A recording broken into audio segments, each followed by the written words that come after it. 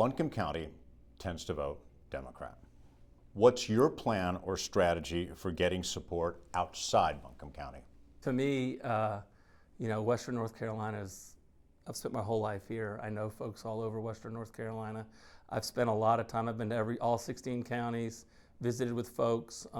When I go to all the communities, Asheville, Waynesville, Murphy, Hayesville, Burnsville, Bakersville, Spruce Pine, and all the rural areas that surround those terrific towns all over Western North Carolina, Marshall.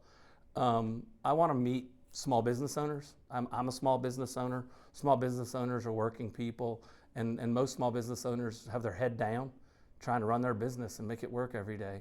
And so to me, they're the reasonable people who are open to good leadership, that want to help them solve big problems like immigration, like healthcare. And so those are the people I want to go see. Rural folks that have lost. The Democratic Party has, in my life, been the party of working people. And part of my job as part of this campaign is to remind folks everywhere that what I want to do for Western North Carolina is support everybody, working people, make sure their lives get better, and not the billionaire Epstein class that we're seeing right now. And part of that is just being curious about what people's problems are, and to show up in the community and be at events and be somebody that people feel like they can reach out to and is accessible, and who they authentically have a relationship with. So I've seen support outside of Buncombe and Henderson, as you say, but I also have support within Buncombe and Henderson as well. And I've been traveling our district long before I ever entered this race, right? So traveling the district afterwards, now that I've stepped away from those duties, is just icing on the cake for all of the work that I've done already. So as I said a couple of times, over 80,000 patients, right? If every patient who had a great experience at Blue Ridge and said, wow, he did something for me. I have seen how healthcare transforms people's lives. If those 80,000 people come out and vote, I win, hands down. I think what I hear as I go and meet folks, this healthcare issue, this affordability issue, this lack of recovery from Hurricane Helene is top of mind. And when we talk to folks about healthcare, they know this moment is a singular moment for us to actually make an impact. We see, whether it's Tom Tillis saying, you can't cut $50 billion from healthcare in North Carolina, that's going to be bad for rural. We see a lot of Republicans, we see a lot of moderates, we see a lot of Democrats ready to make this happen. It is time. We are spending twice as much money as we need to with terrible outcomes. We can get this done in Congress. So our healthcare is nearly 20% of our GDP. We have 20 people in Congress related to the medical world, providers, right? 20 people out of 435. So that means 415 are writing policy that they really have no idea what they're doing, right? This is what we end up with. We end up with this system that doesn't work for families in Western North Carolina. So you think, as a health professional, it has given you an opportunity to reach outside of just this, say, Asheville, Buncombe County region, and to touch other parts of the district? Absolutely. I spent my career in Henderson County, so lots of support there, they understand. And we have clinics as far out as Swain and Macon County and all across Western North Carolina, providing care and access to folks. And that's my connection to Western North Carolina. All right. So you don't feel limited by location, then? I feel actually enhanced by what we've been able to do. I think having open and honest communication, active listening, and a person-to-person conversation with the people is the way to go. When you talk to someone, have a sense of curiosity, want to know more because you want to have a better understanding of what it is their reality is. They feel seen, they feel heard. And regardless of political alliance, they see you as a person who cares. An example that I can give is when I was doing direct care and providing services to people in the early stages of mental health recovery or addiction. I worked with people on the other side. I worked with people that who are murderers, people who have like major felonies, people who have been a part of gangs, as well as white nationalist groups. And if I can sit down and have a conversation with someone who is a Proud Boy about what life looks like in recovery and how you can continue to show up for your family in a life that is not plagued with addiction, I can have those conversations with anyone. And I think the other thing to mention is, we can have partisan conversations, but at the end of the day, everyone is struggling right now. Like, healthcare is out of control, prices are out of control, the economy only works for, those in power, and people are struggling, especially with Helene recovery. We've historically seen like the least amount of recovery compared to any of the other disasters that have happened. When everyone is going through the exact same thing, it's hard to fall into party rhetoric when you see your community members also suffering, regardless of class, regardless of political alliance. It's just there. Lastly, do you believe you can beat Chuck Edwards? Absolutely. I can debate circles around that man. And I think that that is one of the biggest things to keep in mind when we go into this primary, as we are in early voting. This is the opportunity for the people of Western North Carolina to vote with their hearts and vote with conviction. And I have been doing the research on the platforms and the talking points that we have to make sure that I'm just not spewing, rhetoric. It is an educated presentation of here's what the talking points are, here's what our platform is, and here is why.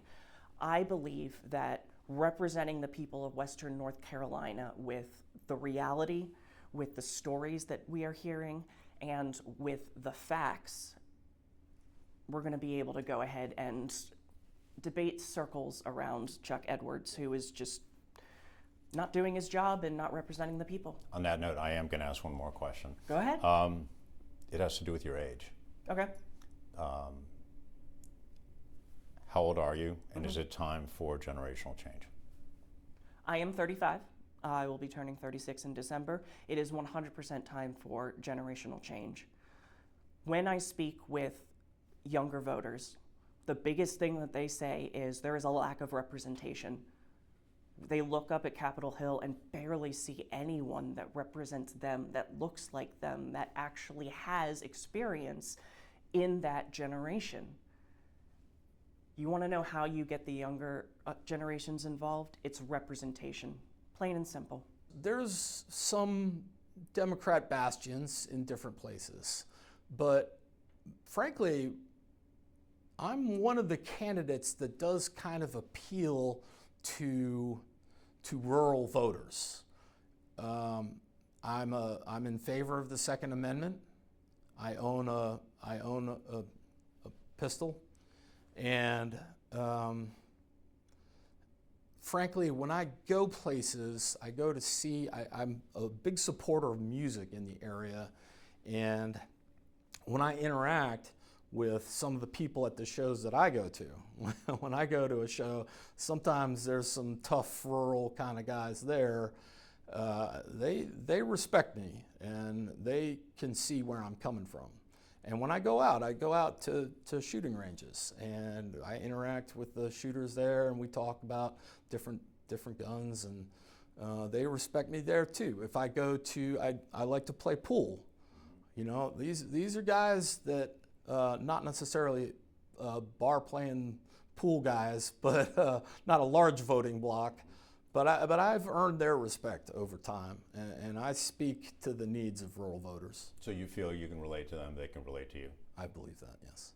I'm the sort of outlying candidate from, I'm from Yancey County.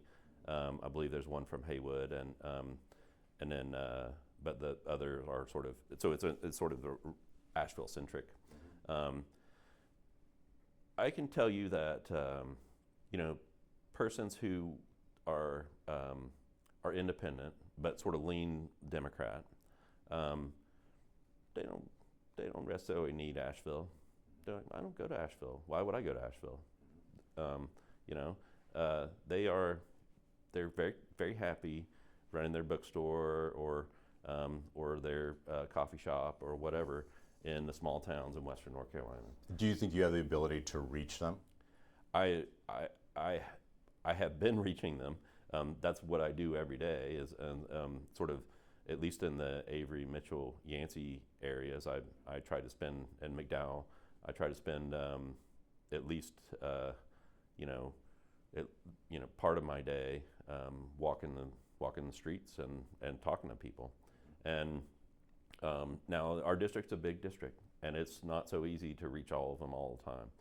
And so I apologize if I hadn't gotten to your neighborhood yet, but I will if you give me enough time. Yeah, it's kind of interesting. Like, I've lived in other cities like Miami or New York, and the districts aren't physically that big. Yeah. The geography is relatively tight. No worries. But here it's the opposite. Yeah.